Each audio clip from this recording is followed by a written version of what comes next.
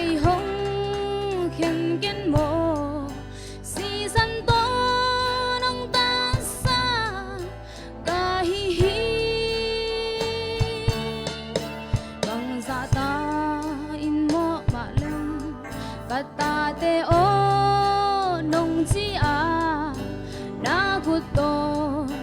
ni simin nông van hi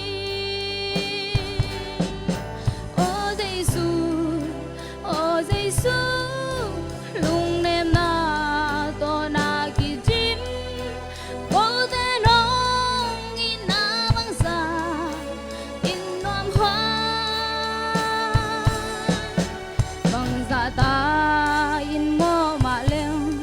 ka ta te o nong chi a na ku to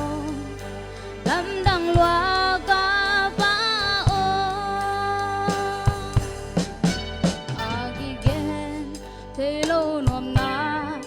âm lệ nguồn sáng man phát rồ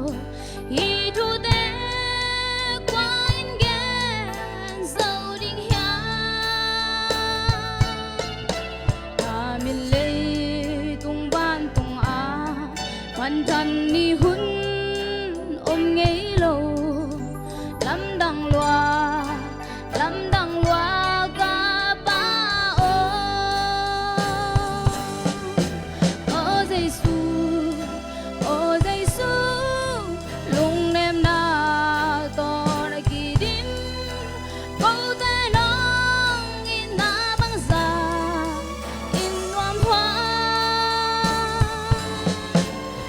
dạ ta in mô mà lên cả ta te o nông chi à đã khu to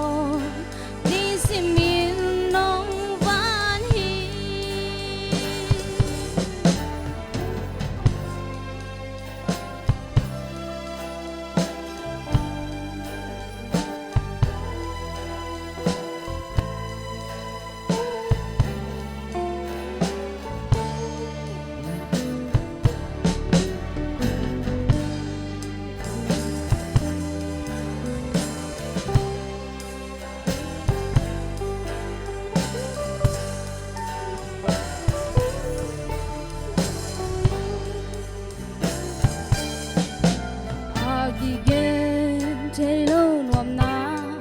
khăm lệ nguồn sáng man phát rồ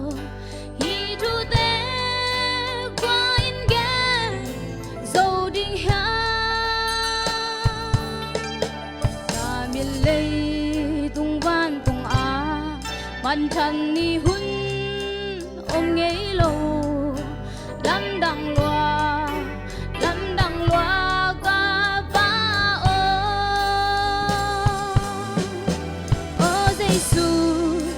ô Giêsu lung nem na to na ki jim cô te nong in na bang za in nuam hoa bang za ta in mo ma leng ka ta te o nong chi a na khu to ni simin nong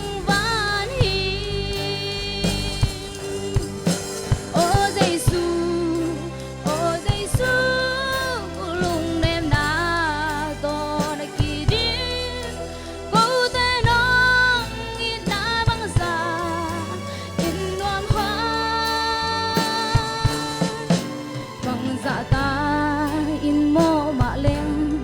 cả ta te o nông chi à na khu to ni simin